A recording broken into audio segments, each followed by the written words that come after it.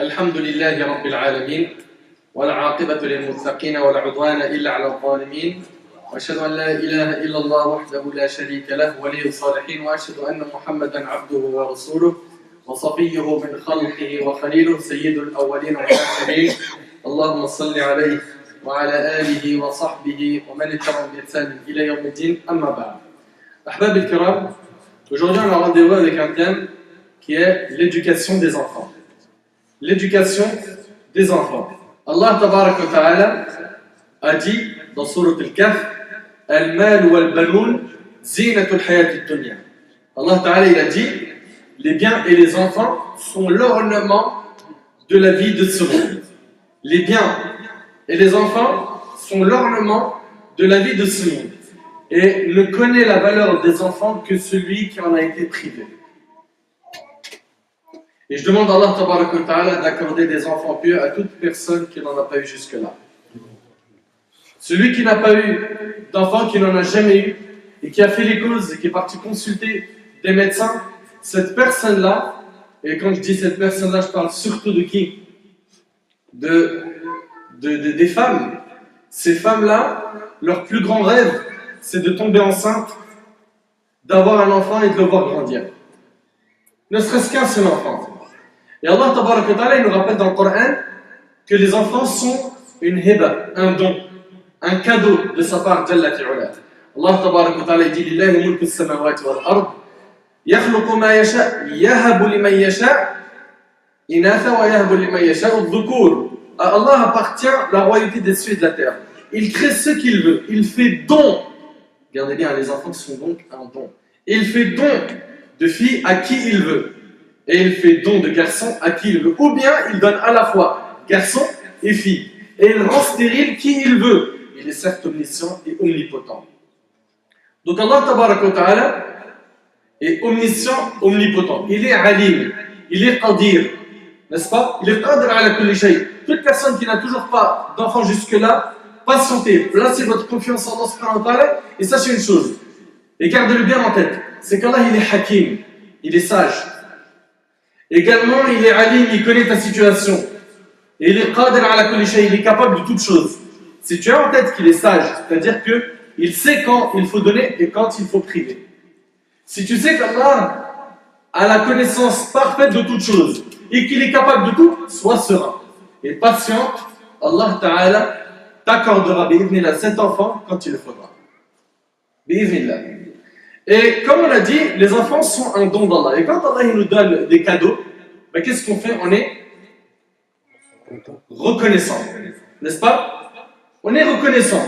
Et ash-shukr, shukr al-ni'am, la reconnaissance face au bienfait, passe par 3 stades. Shukr al-qalb, wal-lisan, wal-jawarih. N'est-ce pas? On remercie Allah subhanahu wa ta'ala par le cœur. D'accord? Comment par le cœur? En ayant la certitude que ce bienfait vient d'Allah. Il ne vient que de lui, Jalla fi'ula. D'accord?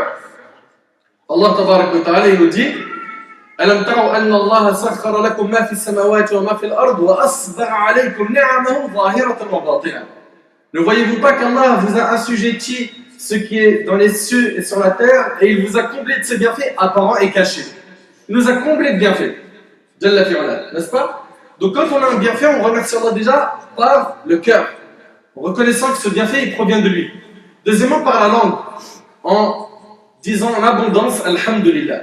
Et troisièmement, par la mise en pratique de Ash-Shukr. Mais comment?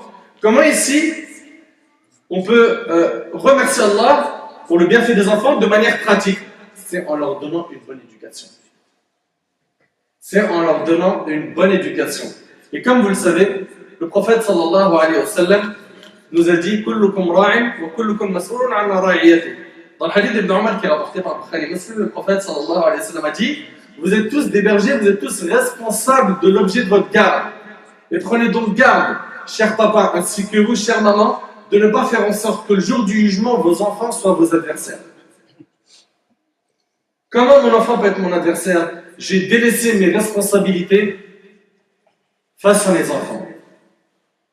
J'ai négligé leur éducation. Et le prophète sallallahu alayhi wa sallam, dans un hadith qui est rapporté par An-Nasa'i selon Anas, Il a dit Allah, le jour du jugement dernier, interrogera chacun concernant ses responsabilités. Écoutez, Allah, il vérifie. Allah, le jour du jugement dernier, interrogera chacun concernant ses responsabilités. A-t-il préservé leurs droits ou bien l'a-t-il délaissé? Au point qu'Allah interrogera l'époux concernant sa famille. On sera donc tous interrogés. Préparons-nous pour ce jour. Préparons-nous pour ce jour. Il est malheureux de dire qu'au jour du jugement, il est possible, j'ai bien dit, il est possible que certains parents se voient être parmi les perdants Yawm al-Qiyamah. Pourquoi? À cause de cette grande négligence. À cause du fait d'avoir abandonné leurs enfants. Pourquoi? Parce que ces derniers n'avaient pas le temps pour leurs enfants. Et le prophète sallallahu alayhi wa sallam a dit, dans le hadith de Ma'qal ibn Yasar qui est rapporté par Bukhari et Muslim, écoutez attentivement, le Nabi sallallahu alayhi wa sallam il a dit, tout homme à qui Allah a confié la gestion des intérêts d'un groupe, s'il meurt alors qu'il trompe ses administrés, Allah lui interdit le paradis. Allahu Akbar. Qu'Allah nous en protège, dites Amin. Qu'Allah nous facilite d'être à la hauteur de cette responsabilité. Qu'Allah nous donne la force de bien éduquer nos enfants.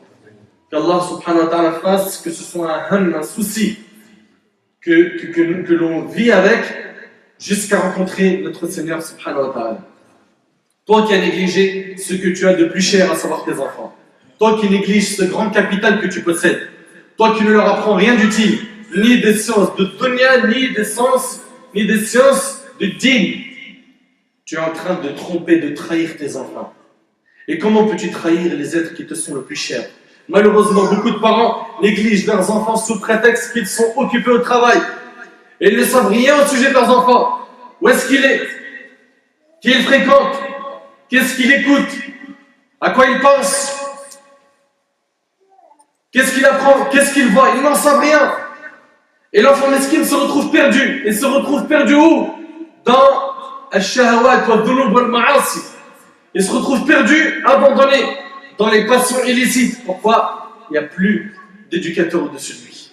Il a été livré à lui-même à cause de parents malheureusement qui sont irresponsables, qui l'ont délaissé parce qu'ils étaient trop occupés. Mais en vérité, c'est parce qu'ils sont trop égoïstes. Ils ne pensent qu'à eux-mêmes. Ce sont des parents qui ne pensent qu'à eux-mêmes. Et sachez une chose, vous les parents, sachez que si votre enfant ne trouve pas ses repères à la maison, c'est-à-dire sur vous deux, il ira les chercher ailleurs. Il ira les chercher ailleurs, soyez-en sûrs. S'il ne voit pas al-qudwa, l'exemple à la maison, il va chercher ses modèles ailleurs. Ailleurs. Ou dans la rue, dans la cité, dans les mauvais endroits.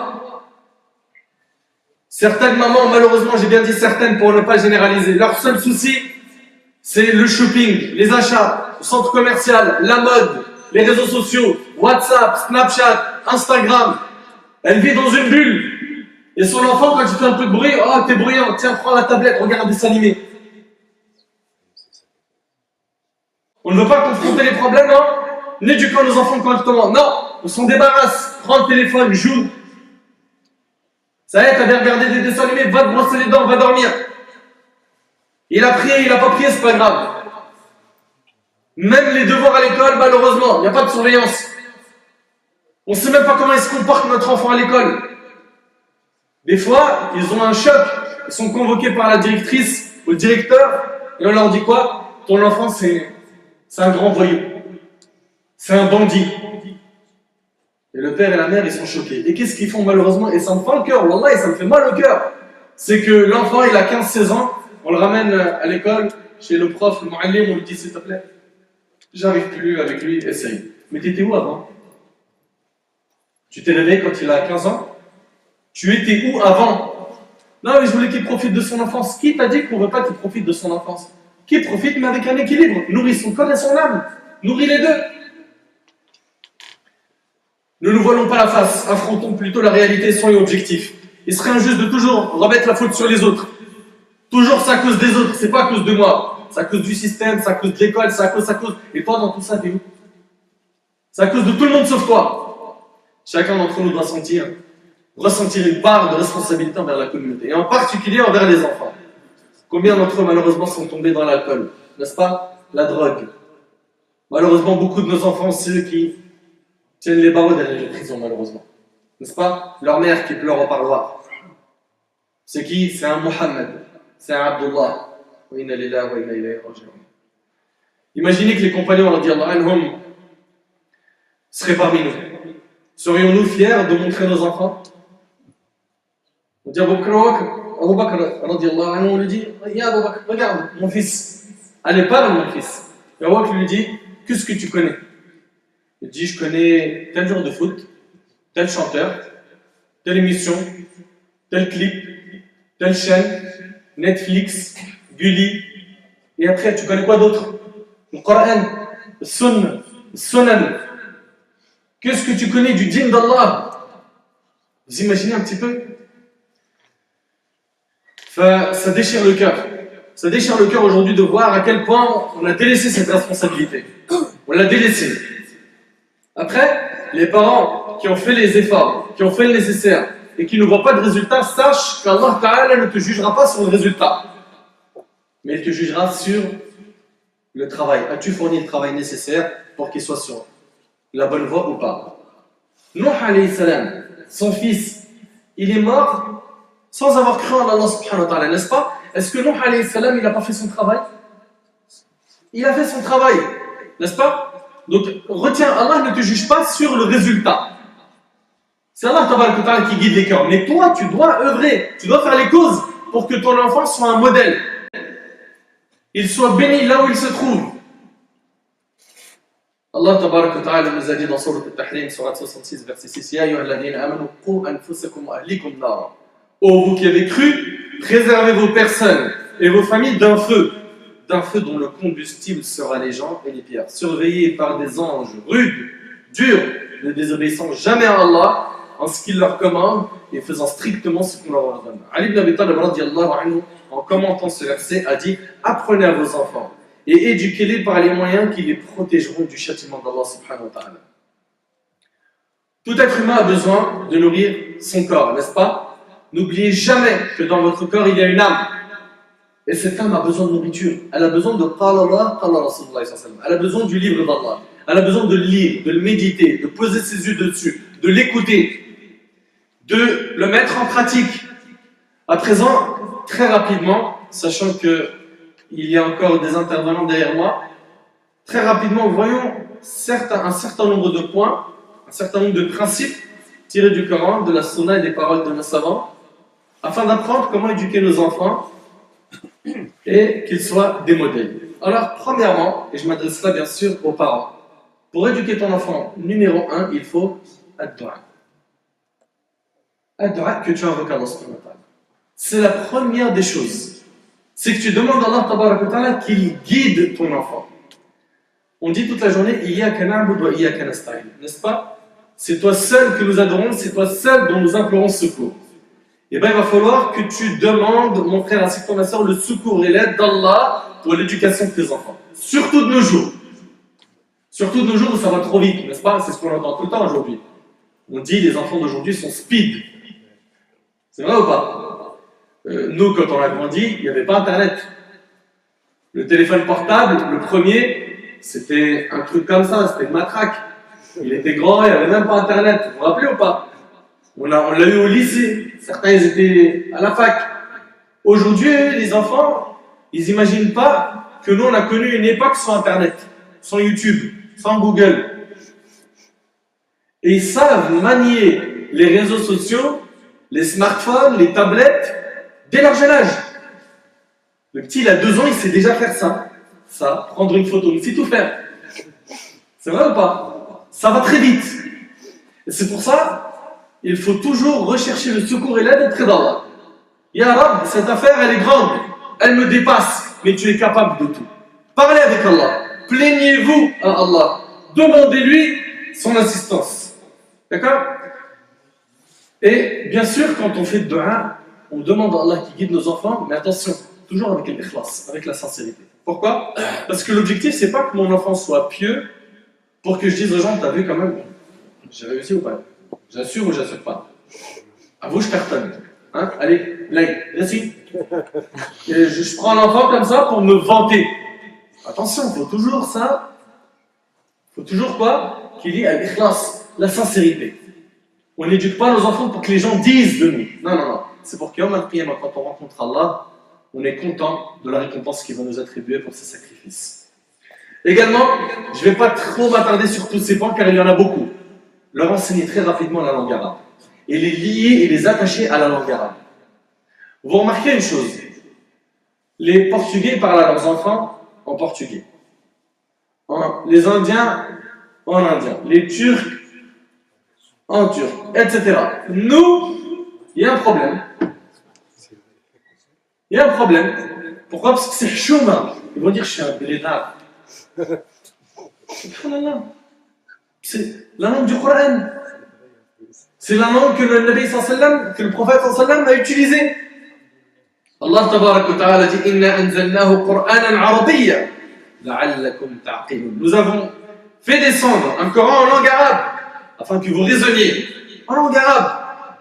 Il y a même certains savants qui disent que c'est obligatoire d'apprendre la langue arabe. Donc, insistez sur le fait que l'enfant lise l'arabe, parle l'arabe, même s'il va parler ton dialecte. S'il parle le littéraire, c'est très bien, mais au moins ton dialecte. Habituez-le à parler la langue arabe. Pourquoi? Parce que quand il va maîtriser la langue arabe, il aura déjà le premier outil pour rentrer, apprendre la religion. La religion, ahbab al-kiram, beaucoup de gens pensent qu'on peut faire talab al-ilm en français. Vous faites fausse route. Si tu veux apprendre l'ilm al-shar'i, il te faut impérativement la langue arabe. Tant que tu as la langue française, tu es devant un handicap. Pourquoi? Vas-y, dis-moi s'il te plaît, toi qui as acheté Bukhari et Muslim dans les librairies islamiques, le commentaire du hadith, tu le ramènes d'où? Le sharh. Tafasir al-ayat. Ou bien l'ahkam al-shar'iyya. Tout ça, tu as besoin et tu n'as pas le choix. Tu dois passer par la langue arabe. En français, tu vas trouver des rappels. Mais si tu veux de la matière consistante, il te faut cet outil qui est l'arabe. Donc si toi, tu as loupé le train quand tu étais petit et tu n'as pas appris l'arabe, fais pas louper le train à ton enfant. Fais pas louper le train et puis il n'est jamais trop tard pour que toi aussi tu t'y mettes. Jamais. Je me rappelle, quand dans mon parcours, jusqu'à maintenant j'étudie, mais il y a à peu près peut-être 8-9 ans, il y avait un papa avec moi qui avait plus de 50 ans. Et il apprenait avec lui. Il n'y a pas de honte. Dites pas, mais attends, je vais démarrer à cet âge-là, j'apprends l'alphabet. Il n'y a pas de honte. La honte, c'est de rester comme ça et ne pas vouloir apprendre. Après avoir parlé de la langue arabe, également, ahbab al-kiram, il y a l'importance de lui enseigner ilm al-aqida, une croyance saine. C'est que l'enfant comprenne que c'est un musulman. Que ce musulman, il est là pour servir son Seigneur, Jalla fi'ula. Qu'Allah tabarak wa ta'ala, il nous a créé pour l'adoration. Que tout provient de lui, que c'est lui le maître, c'est lui qui administre, c'est lui qui gère, c'est lui qui donne la vie, qui donne la mort. Qu'on attache leur cœur à Allah, musabbib al-asbab, et qu'on n'attache pas leur cœur aux causes. Sinon, on va faire d'eux des musulmans fragiles. Il faut qu'on attache leur cœur à Allah, on leur enseigne qui est Allah, ses noms, ses attributs. On lui dit, regarde, Allah, c'est Al-Qadr, Al-Rahman, Al-Rahim, Al-Sittir, Al-Tawwab, et chaque nom, je lui explique. Ça veut dire ça, mon fils, ça veut dire ça, ma fille. Et je l'accompagne pour qu'il connaisse son maître. Mais les enfants aujourd'hui, ils ne connaissent pas Allah subhanahu wa ta'ala. Et après, on lui dit, prie. Il ne sait pas pourquoi prier. Pour qui prier? Ils voient juste des robots à la maison qui font des gestes sans des explications.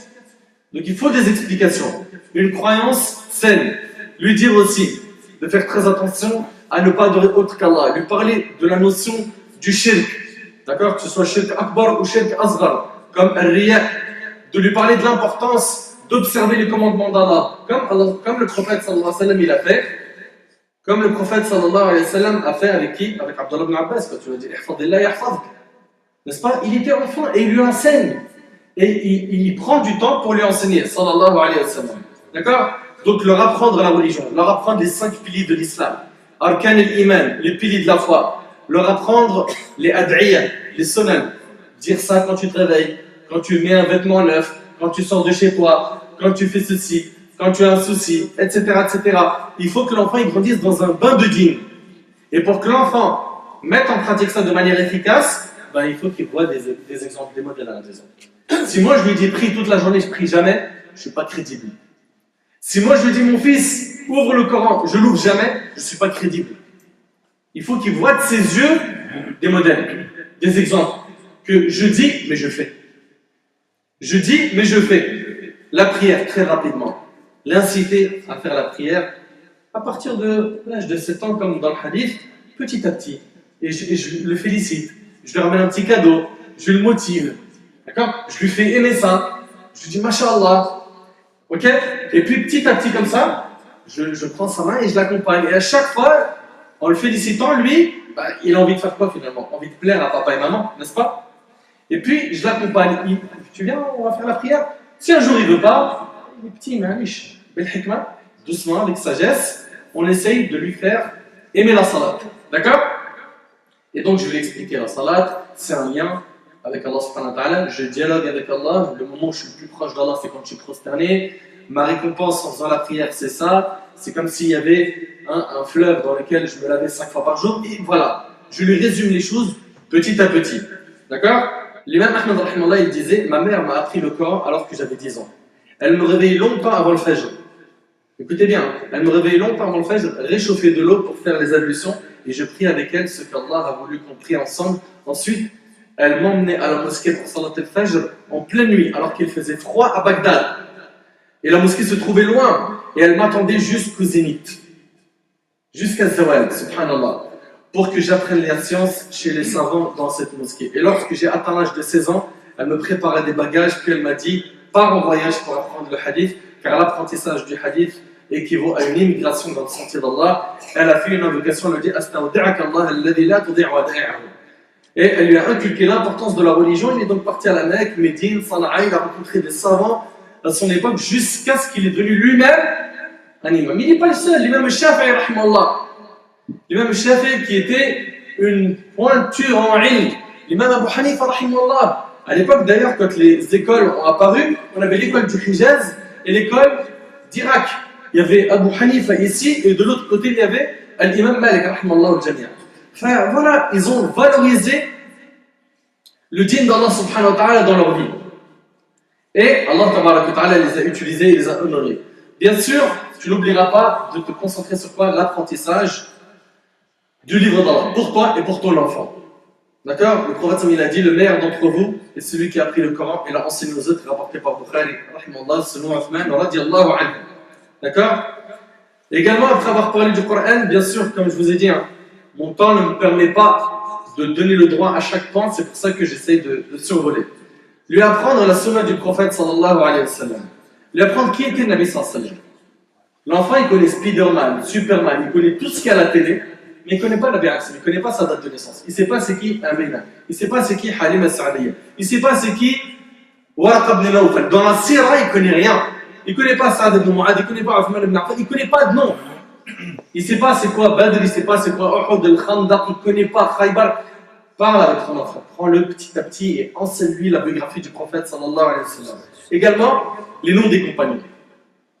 Tu sais, quand tu prends ton enfant et que tu lui parles d'Omar al-Khattab radiyallahu anhu, ou Hamza, ou Abu Huraira, ou Aïcha radiyallahu anha, ou Abu Sa'id al-Khudri, ou Bilal radiyallahu anhu, et que tu développes un petit peu avec lui sa biographie, ça laisse des traces dans les cœurs. Ça laisse des traces, mais les enfants, ils ne connaissent pas les compagnons. Ils connaissent les joueurs de foot, tout, même les remplaçants, tout sur les joueurs de foot. Ils connaissent les acteurs de A à Z. Sur Instagram, ils connaissent tous les noms des gens que toi, tu ne peux même pas imaginer qu'ils existent. Sur Snap, pareil. Ils connaissent les pronostiqueurs. Ils connaissent tout. Mais les compagnons, Sahaba, ils ne les connaissent pas. Habituez aussi les enfants rapidement et très tôt au dhikr. Afkar al-sabah al-masa. Il sort le matin, dit l'afkar. Je ne les connais pas, Abi. Tu le fais écouter. Et ils apprennent très rapidement, les enfants. N'est-ce pas? Les enfants, ils apprennent très vite. Tu lui fais écouter ça plusieurs fois, ça y est, c'est par cœur. Le matin, tu lui dis juste Afkar al-sabah. Oh non, à l'école, il est dit. Il est protégé par Allah subhanahu wa ta'ala. Pareil, Afkar al-masa.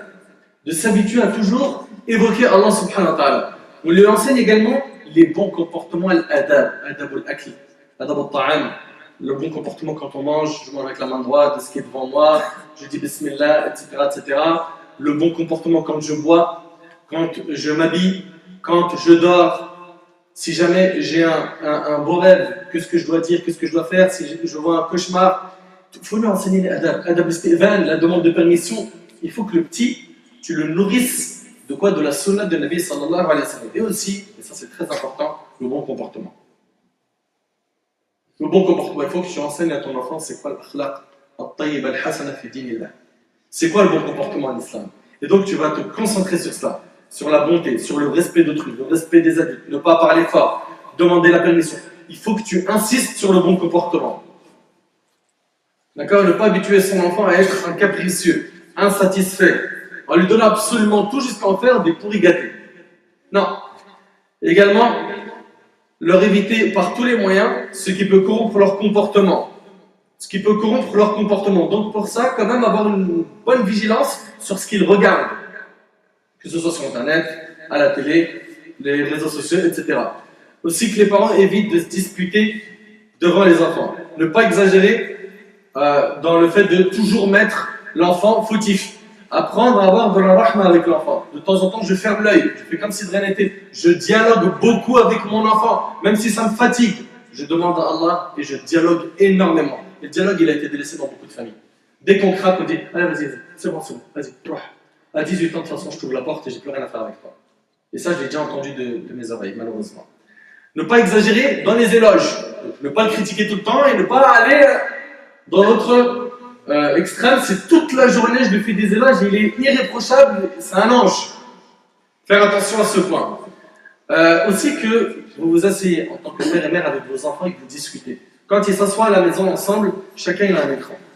Le papa il a un écran, la maman un écran. Tout le monde en a un. Il n'y a pas d'échange, il n'y a plus de dialogue. Même quand ils mangent ensemble, ah j'ai reçu un message, j'ai reçu un email, j'ai reçu un SMS. S'il vous plaît, ne laissez pas la jeunesse de vos enfants partir comme ça sous votre nez sans que vous ayez profité de vos enfants. Profitez d'eux. Dialoguez, passez du bon temps avec eux. Apprenez à sortir avec eux, à rire avec eux, à les écouter. Et j'en avais parlé il n'y a pas très longtemps dans une vidéo sur le harcèlement. Il y a des enfants qui se font harceler ou qui sont harceleurs et les parents ne sont pas au courant parce qu'ils ne parlent pas avec leurs enfants. Aussi, soyez juste envers vos enfants. Si vous en avez plusieurs, vous amenez un cadeau, attention à ne pas être injuste. Également, veillez à ce que vos enfants, veillez, ça c'est le dernier point, leur donner une bonne éducation avec beaucoup de sagesse et d'user d'intelligence dans cet art. Et pour cela, il faut que tu sois un exemple. Tu veux que ton fils fasse ceci et cela, fais-le d'abord. Tu veux qu'il soit pieux, sois pieux. Tu veux qu'il soit un exemple, sois un exemple. Commence-toi afin de donner envie à ton fils, à ta fille de te ressembler. Sache que ton enfant a besoin d'un modèle à imiter. Et le premier modèle qu'il voit devant lui, c'est son père, sa mère. Il va l'imiter même s'il a 3 ans. Il voit son père fumer, il voudra un jour faire comme lui. Il voit son père faire n'importe quoi, la mère pareil, il va suivre. La mère dure éduquera des enfants durs. La mère qui regarde le haram fera que son fils regardera. Et si elle dit à son enfant tourne le visage, alors qu'elle regarde, l'enfant regardera. Et il ne trouvera pas crédible l'ordre de ses parents. Ahbab al-Kiram, les enfants, c'est une partie de nous et il faut à tout prix qu'on les préserve. Et pour cela, Ahbab al-Kiram, on se concentre beaucoup sur le dua, le dialogue et regardons encore une fois tout ce que notre religion nous a enseigné afin de bien les encadrer, de leur placer les balises.